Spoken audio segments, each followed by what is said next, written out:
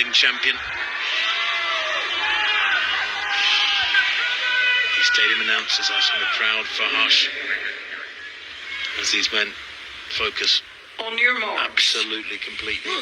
Hearing the starters' orders, don't want any noises. Clicking of cameras sometimes is a problem, but they are called to their blocks. Azamati of Ghana on the far side in 1. Abekun of Sri Lanka in 2 in the blue near the top. Aminyala of Kenya in those fabulous Kenyan colours. He goes in 3. Simbine, the defending champion, goes in lane 4 for South Africa. In 5, Emmanuel Eseme of Cameroon. In 6, Mitchell Blake of England. In 7, Wales' Azu. And Rohan Browning of Australia, nearest the camera. Set. Good start that from Aminyala. He's got the jump on Simbine at the moment. Aminyala's going away with this one. He will not be caught. This is justice for the man who couldn't do himself justice in Eugene. He takes the goal for Kenya. 10-0-2 into a slight headwind, minus 0.9, but daylight between Ferdinand Aminyala of Kenya and the rest. Maybe about a meter's difference in it. The winning time, well, it doesn't matter a hoot. Who cares that it wasn't under 10 seconds? It was brilliant running at the start. He got out of the block so well, put the others under pressure, and Aminyala has gold. And we talk about the Kenyans being the long-distance specialists. They dominate across country. They're great at steeplechase, 5,000, 10,000. This guy is from the other end of the distance spectrum. Akani Simbine takes the silver, 10.02 from Aminyala. The South African 10.13.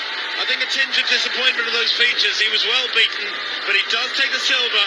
And Yupan Abekun of Sri Lanka, a bronze medal. He's a little bit reflective rather than relieved with that silver. Amazing bronze for Yupan Abekun.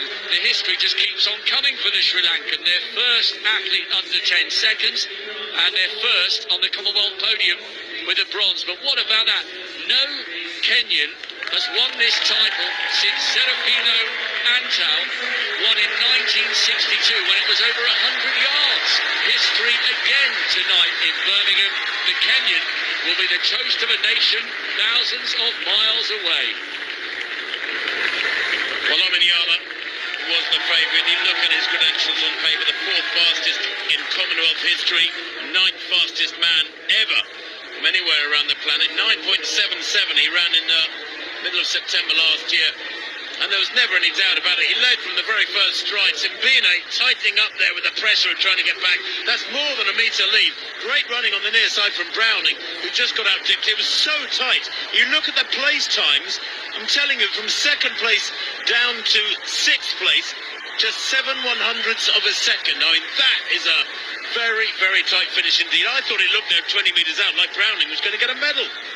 Yeah, I did, because he was closing. And then it all got a little bit tight on the line. I said this during the semi-finals. He looks like he's built like a boxer rather than a sprinter. His upper body is absolutely massive.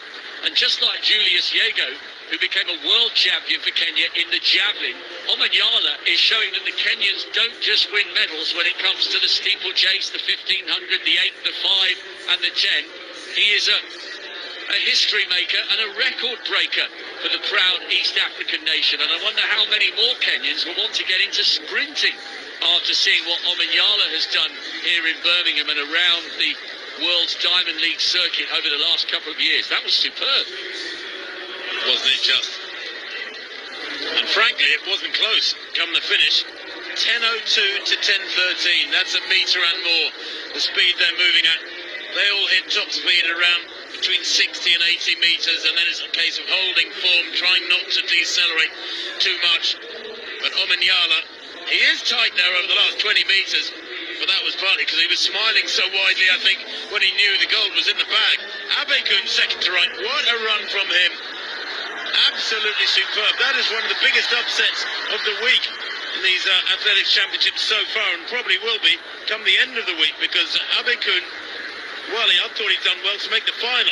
To actually get amongst the medals is, as you said quite rightly, Rob, quite historic.